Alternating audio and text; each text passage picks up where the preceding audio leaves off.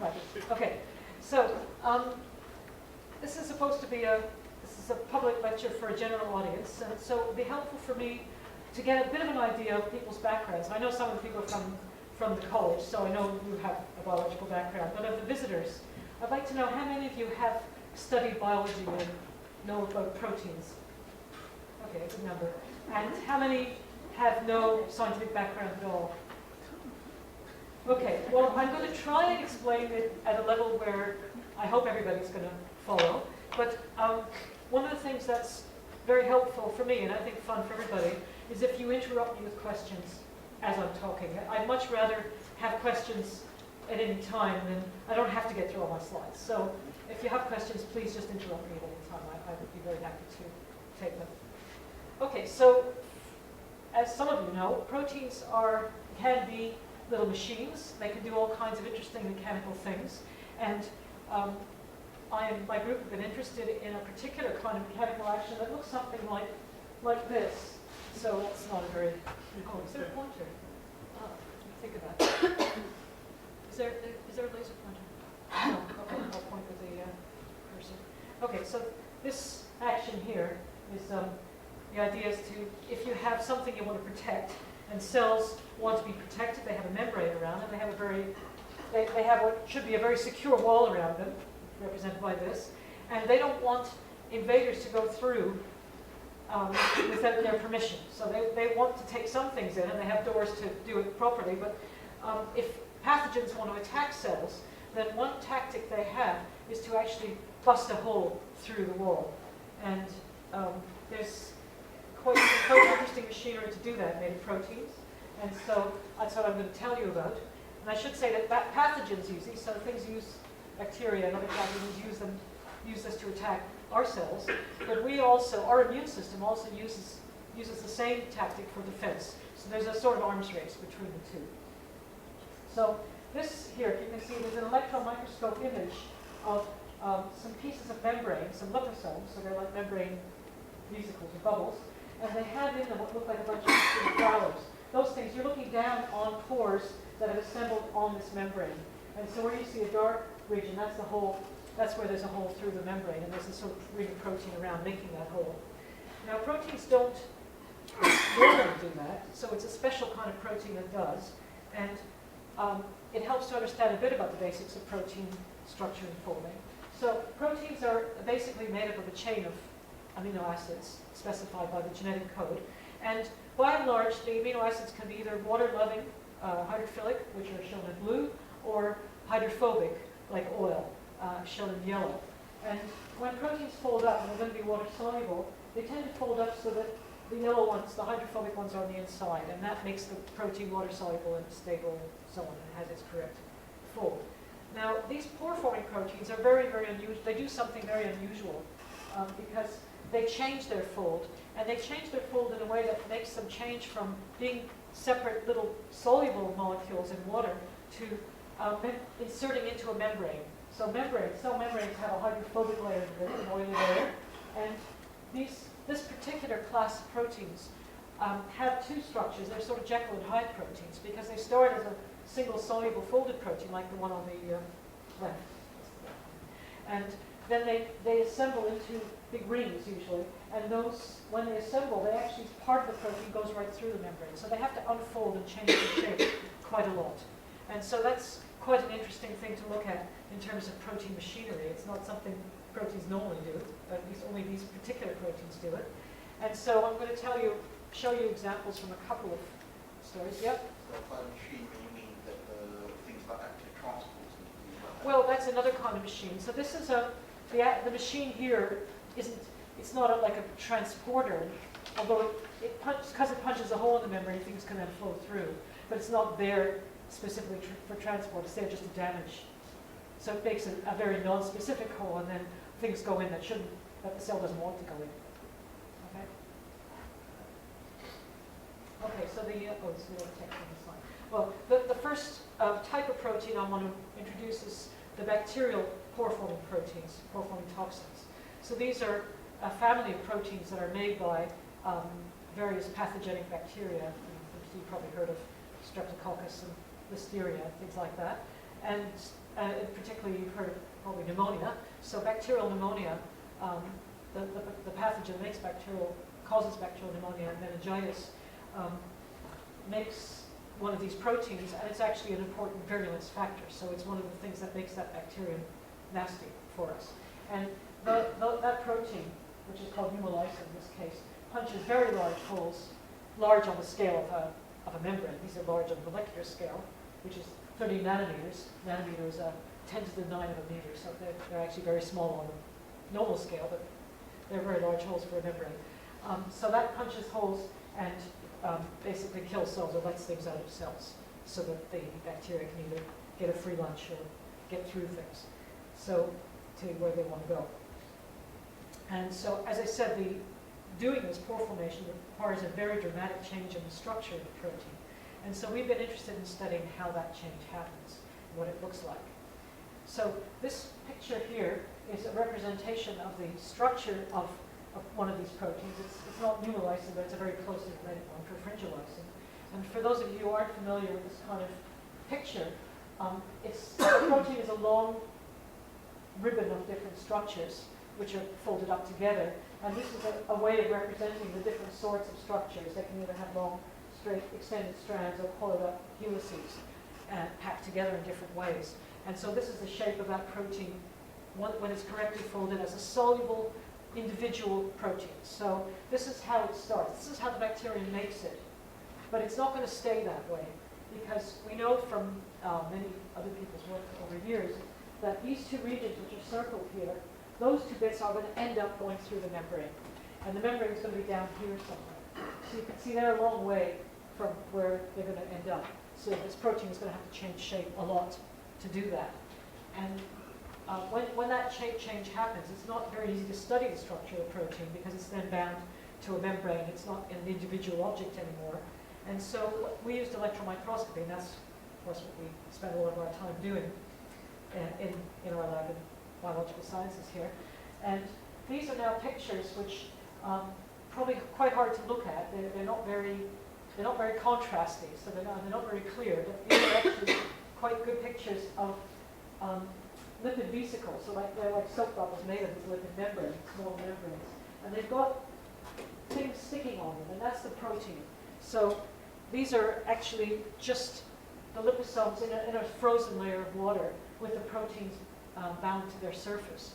And so this kind of imaging gives you this very fuzzy image, but if you collect a lot of this kind of data, you can get quite nice three-dimensional reconstructions. So the way it works by the same principle as medical tomography. If you know what happens when a patient has a CT scan, they're x-rayed from all around, and you get a three-dimensional map of the patient's body or the region that's being x-rayed or MRI or whatever. And this is the same sort of idea. These images are equivalent to medical x-rays. They're taken, the electron beam goes right through the sample, and you have to take the image from different angles around the object, or you have the object which happens to be in different angles in the specimen plane. And then you can, in the computer, work out the three-dimensional shape that created those images. And so you have to collect a lot of data to do this, not just a few like this. But that's why the pictures don't look great, but you'll see the final structures tell you quite a bit. So in the intermediate stage of processing, what's happened here is that these areas of the protein have been cut out and treated as if they're just separate little bits. And then these are clearer here because they've been averaged. So lots of the same ones have been aligned and averaged together so that you see the structure more clearly. So here you see that the protein is sitting on top of the membrane. That little line thing there is the membrane itself. And then there's protein sitting on top of it. And that's actually seen from the side. It's a sort of ring of protein. And that's before the hole has been punched. So that's something called a pre-pore. And then once the hole has been punched, the image changes quite a lot. You see the membrane is interrupted. There's a hole there, and the protein looks very different. It's actually much shorter. So you can see, even from these images, without knowing the three-dimensional structure, that there's a very dramatic change that's happened.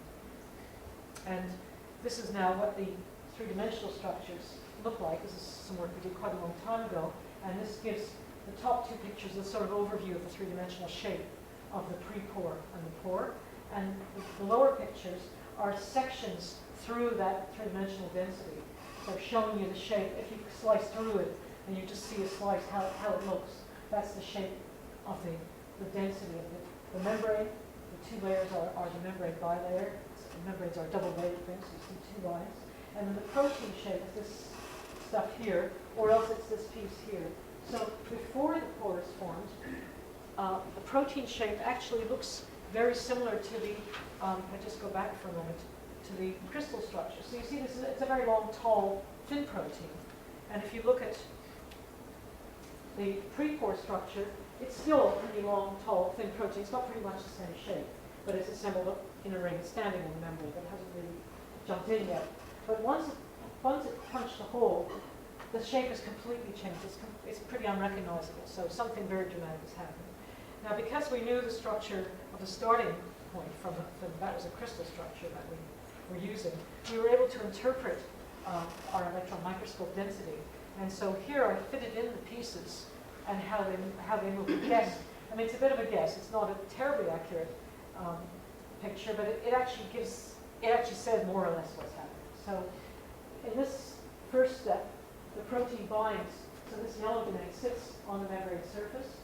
It likes to sit on a membrane containing a lot of cholesterol. These membranes have a lot of cholesterol in them. And that's the overall shape of the protein is almost the same as it was in the original separate molecules.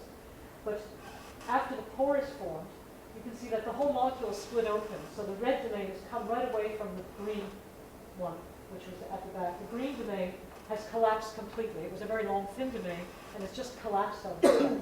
It's actually, it does something a little bit different. We know now it's not quite like that, but it basically has to fall over and really bend quite a lot. So, so the whole molecule comes apart, and the bits that are colored orange, those little, what I represented as cylinders here, which are those helical regions, those actually stretch out and form these long, extended loops. And so those are actually forming the wall of the pore. And they have to have a special property. To do this, to make a wall in a membrane like that, you have to have one side being, the side facing the membrane has to be hydrophobic, so it has to also be compatible with the membrane interior, but the side facing the hole is going to be filled with water, so that has to be hydrophilic. So it's a particular kind of protein sequence that has, it alternates between a hydrophobic and a hydrophilic part, and it goes back and forth between the two sides. So that's how it makes the lining of that hole. And there you see this just makes this very big hole through the membrane. And there's a sort of model, again, a rather crude model, which isn't quite accurate nowadays, but of how the wall of that pore would look. So it's a huge cylindrical wall lining what's now a water channel through a membrane that the cell didn't want to have a hole in. So obviously it's quite damaging. And this is a sort of schematic diagram showing how it happens. So first of all, the individual monomeric molecules come and bind to the surface, and then they start assembling into these arcs and rings. And even if they're not fully assembled, they then somehow all decide they're going to punch the hole. When they run out of pieces to add on, they just decide to change shape and they punch the hole into the membrane, and you see these holes, sometimes incomplete, sometimes complete. We were actually a bit surprised that they could do it before really completely joining up, but they clearly do. So that's just the way it happens. So having a whole bunch of holes like that, even if they're partial holes, allows all the contents of the cell to flow in, and allows the extracellular environment, the ions and things or whatever else is outside the cell to flow in. And generally that's not all good for the cell that's being attacked. It's going to probably die, it's going to get very badly damaged. So that's the story of the bacterial toxins attacking us. And now I want to move to the defense side of things. So somewhere in evolution, the immune system and the bacteria, one probably stole it from the other. We don't quite know which way around it happened, but our immune system uses something that's related, a very similar idea, to attack invaders. And so to explain this, I have a couple of videos which I found on YouTube, which I think are quite nice explanations. So I'm going to play a part of a couple of these videos. One's a sort of more general public type of one, and one's a bit more scientific. And so the general public one is here. I'll start in a moment. So it's quite an American narrator, more than my Canadian accent, I should say. So, but I think it's quite nice. It's not super accurate in the way it portrays things, but it gives you a nice idea, I think. So let's it's just going to play the sound from here. I think it's going to be loud enough for everybody to hear, because there's a microphone here. Of all the immune system soldiers, natural killer cells are the most aggressive. They are lymphocytes with no immunological memory and are part of your innate immune system. Natural killer cells make up about 5 to 15% of the total circulating lymphocyte population. Natural killer cells are called natural killers because they do not need to recognize a specific antigen before releasing their toxins and destroying a viral infected cell or cancer cell. They target tumor cells and protect against a wide variety of infectious microbes. In several immunodeficiency diseases, including AIDS, natural killer cell function is abnormal, thus allowing the viruses to multiply inside of human cells.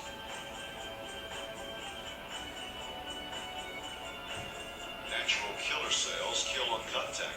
The killer cell binds to its target, aims its weapons, and then delivers a lethal burst of toxins that produces holes in the target cell's membrane and creates events that destroy the cancer cell membrane and cleaves DNA into many pieces in a programmed cell death, that is, apoptosis manner. After releasing its lethal package of chemicals, the natural killer cell can detach from the cancer cell and kill many other circulating abnormal cells. Indeed, research has shown that most of the tumor cells that enter the circulation are destroyed during the first 24 hours, and only a few cells succeed in establishing themselves in distant organs from the primary tumor, which is called metastasis. Natural killer cells may also contribute to immunoregulation by secreting high levels of influential lymphokines. Okay, so I think we can stop there. So I hope you're all able to hear that. Yeah, good. Okay, so hopefully you recognize some similarities there. So the killer cells in our circulating in our bloodstream release proteins that punch holes. Well, there are two kinds of proteins. One I didn't tell you about yet. So they release a protein that looks, as you'll see, quite a bit like the bacterial toxin that punches a hole. But they don't stop there. They also release, together with that protein, an enzyme called granzyme B, which is an extremely lethal, extremely potent activator of the cell's own suicide pathway.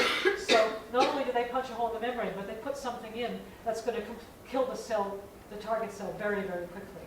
And so they're really, really effective killers. And as this video showed you, they can go from one to the other. They're serial killers.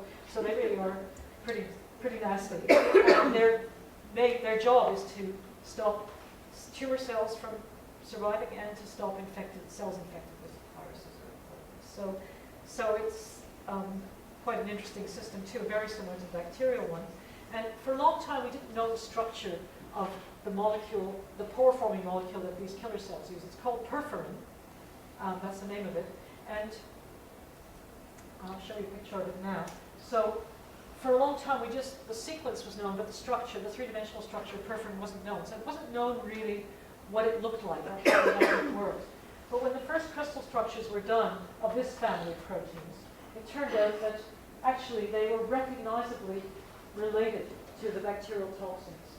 And that was a big surprise because some of you know that you can usually predict from a protein sequence, if it's related to a known protein, usually you can tell from the sequence, oh yes, it's one of that family. But in fact, in this case, even though there's some quite strong similarities between the two proteins, there's no sequence homology. There's only, in this whole, this is a very large family of proteins. This is a member of a large family.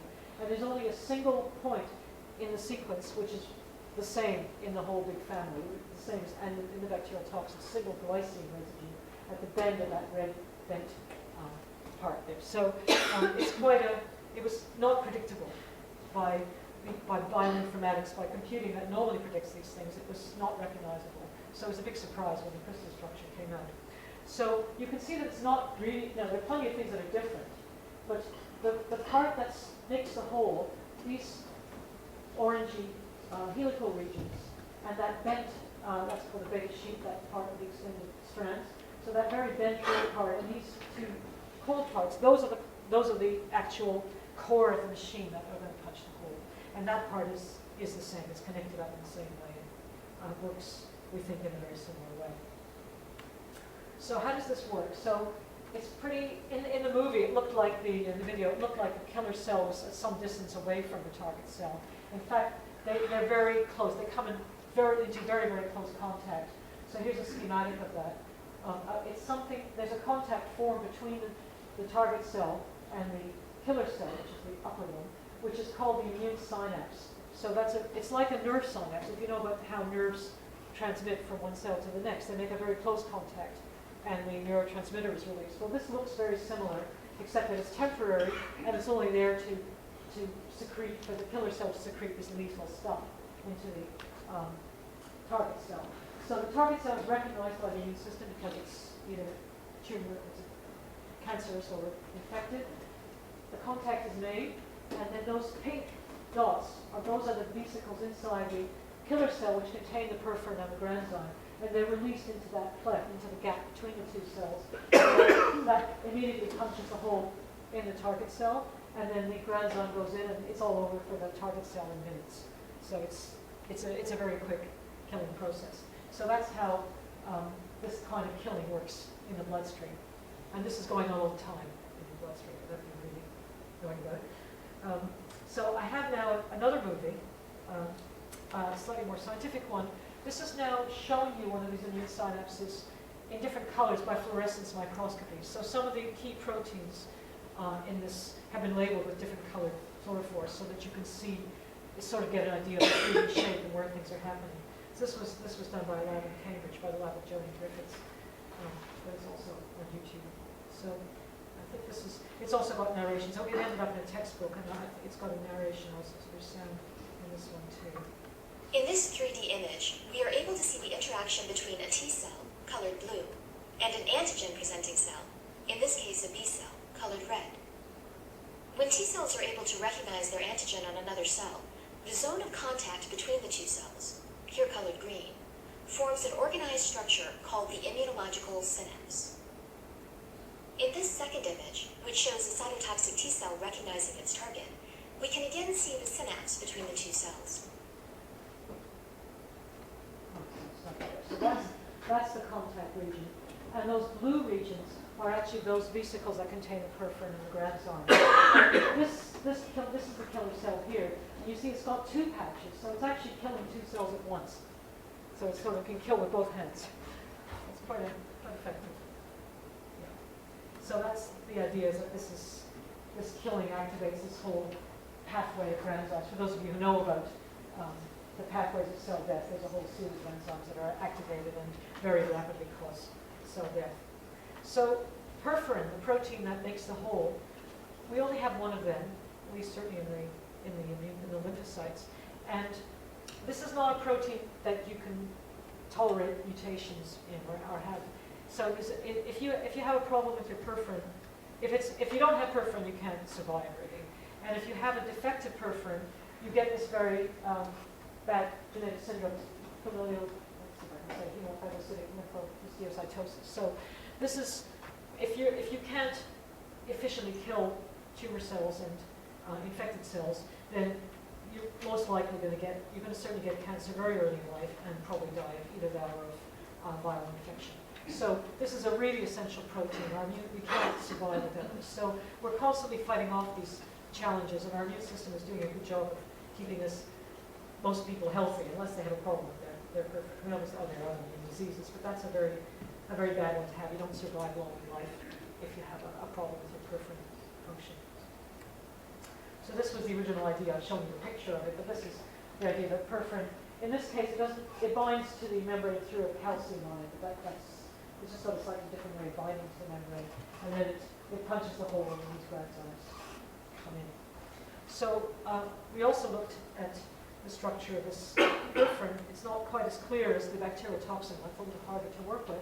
The picture, again, actually done by Natasha University, so maybe around to ask questions after I have to brush off. So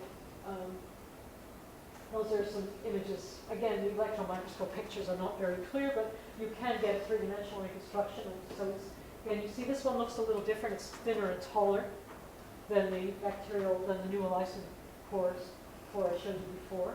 But it's the same sort of idea. There's a sliced open view. You see the double layered membrane, and you see this sort of tall protein sitting on top. And in this case, the protein doesn't collapse. In the pore form, the protein is still quite elongated. So how does that work? Well, it turns out that these orangey bits here, the helical regions that are going to go into the membrane, they're actually twice as long as in the bacterial form. So it's as if my arm was long enough to reach the floor without me bending down. It's sort of gorilla arms.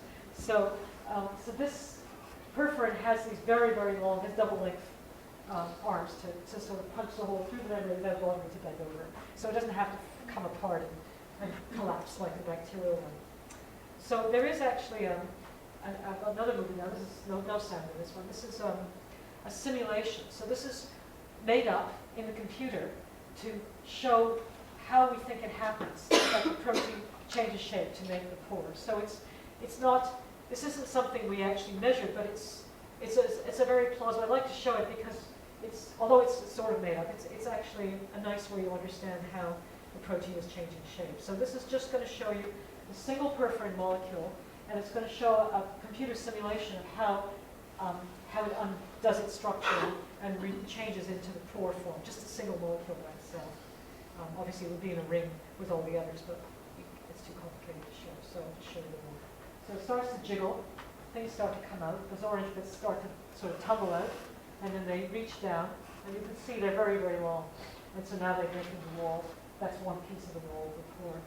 So you can see really just sort of spill out and make this very long extension. So the structure of perforin I showed you is not terribly accurate. It's quite hard to work with by the methods we're using. And so we also looked more recently at a different member of the family. This turns out to be a protein in the same family. It's a perforin family protein. MACPF means membrane attack complex perforin, because there's another part of the immune system that's called the membrane attack complex, which is also very similar. But this one actually comes from a fungal species. It comes from oyster mushrooms. So these are sort of, well, they're not exactly man-eating mushrooms, but they're carnivorous. They eat sort of nematodes or something. And so these mushrooms make this toxin protein to attack their prey, their bunch. And so in this case, the protein is it's a bit more sturdy, and it makes more rigid, more nicely structured pores. So we actually got a better structure from it. Again, Natasha worked on this. So here you see, you can see it's a more detailed picture. It's actually a more realistic model of how that barrel is formed, makes a hole, how the protein unfolds. So you see this bent part. Remember I told you that there's this very bent sheet here, and that's an important part of the machinery. And you see here how it straightens out to make this very long extension, to make the barrel. So that's sort of the core of the machine. The machine runs by having this very bent piece to begin with, and that somehow straightens out and then extends to make the lining of the pore. And so we're still very interested in how that extension happens. And in this project, we had a few intermediate structures where it was partway to making the pore, maybe sort of pre-pore. It was partly organized, where the whole thing hadn't formed yet, but it started to open up. So we followed a sort of trajectory of how that bent sheet opens up. And so what I can show you here is a movie. Now this is not exactly a simulation. It's partly simulated, but it's based on intermediate structures. So we have a series of stepping stones. We have the original crystal structure before it's started to unfold at all. And then we have a couple of intermediate states, and then we have the pore state. And so we could, in between those steps, we just interpolated to get an idea of how it opens up. So this is a sort of movie of how we think that thing is undoing itself when it's actually in the act of making the pore. So I'll just, like this. So some parts are going to disappear because we can't simulate the helical parts. They're too complicated. But you can see how the sheet is unfolding. So that's the first step. And then there's another step. And then it's going to go completely into the pore form. So we think all of these proteins, even though they have, this one looks a little different, the surrounding domains are actually different from the others. All of these proteins have that red and yellow bit that's going to be the sort of engine of this hole punching. And so that's the part that we think this tells us quite a bit about how it opens up and how those things actually go into the membrane. So I have one more movie to show you. And this is another one that's completely made up. But again, I like it a lot. It's by the same computer scientist that made up the other one. And I think it just gives you an idea of how the proteins, after they've landed on the membrane, it gives the impression of how they sort of scoot around on the membrane, join up with each other, and then together punch the hole. So it's a very concerted step when the actual hole punching part happens. They do it all together. And so this is a simulation of how that looks. So here you see them sort of swimming around, finding each other. It's not terribly realistic, but I think it gives a nice idea. All nicely colored and ordered. So they like to stick to each other. And they start to form the ring.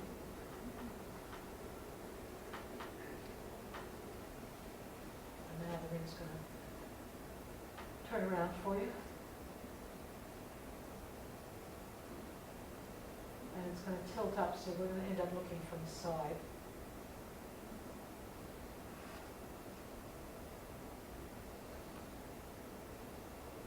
Now the front part's going to fade away, so we're now, again, sliced off the front so you can actually look inside and see how the shape's going to change. So this is a bacterial form, that protein. There it goes. So you see that's the same idea, that the pieces that are going to punch the hole and come out, they're unfolded and stretched out. So here we are. Yeah. So that's the idea of how the whole thing works. Okay, so actually I've left quite a lot of time for questions. I might show one more thing. I was going to actually end it there, but unless do you have questions now before I'm going to show one more bit? Yep. The hole punching machinery. I mean, there's the delivery of the basic protein units to the site of the hole, and then there's the manufacture of the hole. Yeah. Now, what other proteins might be involved in these two processes in order to make them work? Or does the second process of hole punching require no other proteins, just once they're there they'll zap without any help? That's a very interesting question. So the cell that's making the pore forming protein obviously has to make a lot of it and secrete it or put it out just in one, at the right time, in the right place. But once it's out there, these things happen automatically. So what's very interesting, this seems like a very energy requiring process. But in fact, there's no fuel that's actually provided. This is happening outside the cell. And so there's no cell fuel. ATP would be the thing, adenosine triphosphate would be normally used to fuel energy kind of processes inside a cell. But this thing doesn't have any access to any of the normal cellular fuels. It's just out in the extracellular space. So it seems to have been designed so that the energy to do that is somehow built into the shape change, that it gains energy. So the way the protein's made isn't the lowest energy state. Normally proteins are made and fold, and that's their most stable state, and that's why they stay that way. These proteins, they're made in a metastable state, so they're not really stable. And when they get the chance to bind to a membrane and assemble together and punch this hole, they end up in a conformation which has a lower energy. And so they use that energy difference. We think they use that energy difference to drive this process. So it's all designed, it's a sort of built-in battery in a sense. So they don't need anything else to do that hole punch step.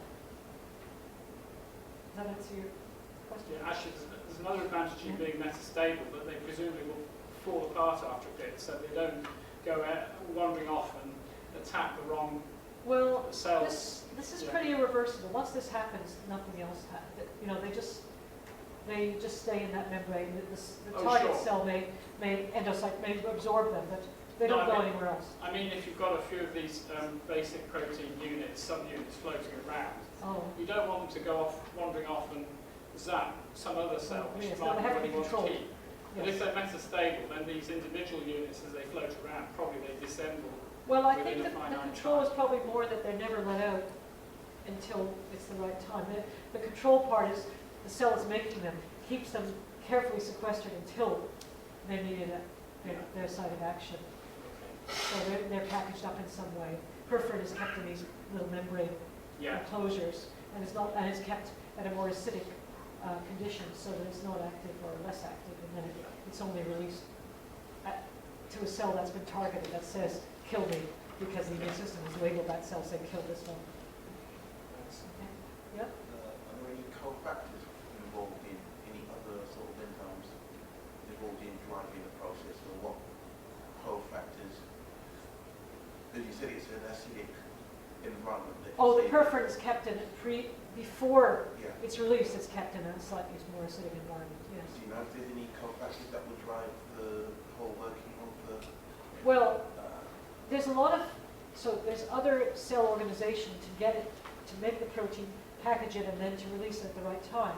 But once it's out, it just does the whole punching by itself. It doesn't need anything else, as far as we know. Some of the bacterial toxins, there's some suggestion that some of them might use recognize a particular cell surface receptor, but it's not really a culprit. They just have to know where to go. They have to find the membrane they want to stick to. Once they've found the membrane, they're just going to punch the hole, as far as we know. Yeah. I noticed that it's more to do with bacteria. Are you doing any work on viruses as well, or is it completely different? I know Viruses don't they're do inert this. outside the body, and they're inert outside the body, and they only operate inside the cell wall.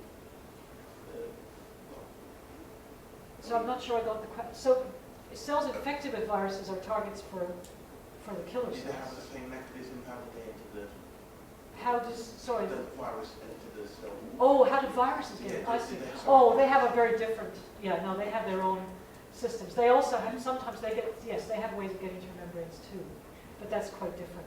They don't punch a big hole. They kind of either create a little channel, or they actually envelop themselves in the membrane and go inside a bag of membrane or some other way. Yes, no, they have their own. That's quite different. Yeah. But they have to get through membranes too. Yeah. Or they might just inject their DNA for it. Yeah. So there's another question. Yeah? I preface this by saying I'm one of the complete layman here. Well, it's supposed to be for you, this lecture. Can you say a bit more about the physical process that you several times have described as punching a hole? Yeah. Do you see what I mean? I mean, you've explained, I sort of get the way, but I've got the sort of basic competition I'm talking about, contest, and I've got a bit about the way the structures change, Yeah. etc. But nevertheless, I noticed you've, as it were, resorted several times to a metaphor, i.e. punching a hole. Yes. What does that mean? Okay, well, do you remember when there used to be loose leaf binders and they had rings that had to go through holes, and they had these big metal things that made the holes? I remember. Well, it's just like that, Okay. hole punch. Yeah. Yeah. It's literally just, you've got a sheet of something, Yeah. and you take a disc of it out by So in the end, pushing a it's cylindrical object into it. It's a matter of superior physical force over less remote. Well, I guess membranes are quite fluid, Yeah.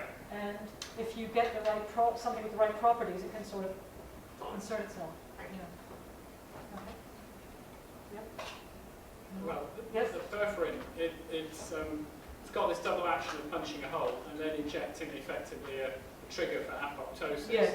Yes. So does it only work against, say, ordinary human cells? Because you may have a bacteria which doesn't use the same apoptotic pathways, or is it pretty much a universal Well, pathway? yes. So it's there's a slightly different system for attacking bacterial cells. So perforin, yes, the sort of cells recognized by killer cells are human or animal cells. Yeah. Yeah. They're not bacterial cells. So the membrane attack complex. So there's another circulating system which uses the complement system in the blood, which is a cascade of enzymes which attacks other sorts of invaders like bacterial cells. And so they use a similar hole-punching protein, but they don't have, it's not perforin, it's a slightly No. different one. Thanks. Another one? Yeah.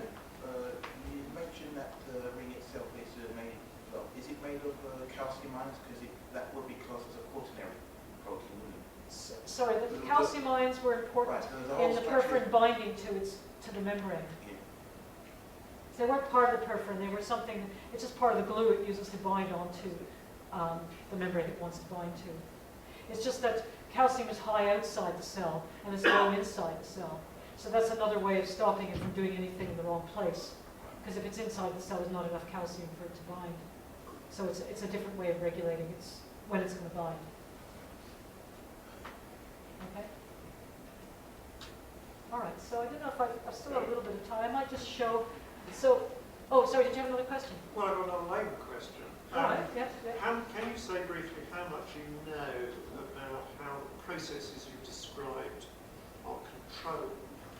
Because you mentioned something about their control. I think that's the word you used. Yes. Is that an intelligible question? Yes, I mean, some part of the answer is we don't know, Okay. and part of it is there are some things we do know. And there's a set of things that are known, and a subset of those I know and I can tell you about. So one of them is that obviously perforin is only released when the target cell is recognized. It has to be recognized previously by the immune system and labeled as something that should be killed. And so that has to happen before the perforin, the killer cell is going to attack it. So that's one level of control. And obviously that's quite elaborate. You know, there's a number of different things that have to happen. Because you don't want to be recognizing good cells and killing them. So the immune system has to be careful what it kills. The bacteria, they don't, certainly the Streptococcus pneumoniae, they just seem to throw pneumolysin everywhere. So that, we don't understand. But they just sort of lice and throw the stuff all over the place. So they don't seem to be terribly controlled. But certainly the immune system responses are very, very controlled. And there's many levels of control. And other people know much more about that than I do, but I know some of it is certainly not. Yeah. One thing we really don't understand is how, once the perforin is released into that gap between the two cells, why it only attacks the target cell and not, why doesn't it attack the one it came from? We don't know. Certainly I don't know. No, I don't think it's known. Yeah. Okay, I think I'll just show one more thing. So I thought I would have enough time, but I think I'm going to show one more story. This is, just to say that many people were involved in this work. So several of them are here from Birkbeck. And it's been a collaboration with groups in Australia, 2 groups in Australia, a group in Leicester, a group at UCL and London Centre for Nanotechnology. So it's really quite this work involves a lot of different techniques and a lot of different people. I've just shown you a little bit of it. And I wanted to show you what we did with the people from the London Centre for Nanotechnology. So they do atomic force microscopy. And that's a method of looking at a surface and finding out with a probe that sort of walks over the surface and tells you the hills and valleys and what the surface shape looks like. And so I think I'm just going to skip to that slide because it's kind of a fun thing. It's a very different thing. So what I'm going to show you is the scan of after this atomic force microscope scans over a membrane. So we're looking down on a membrane to which the pore-forming protein, I think this is one of the bacterial toxins, has been added.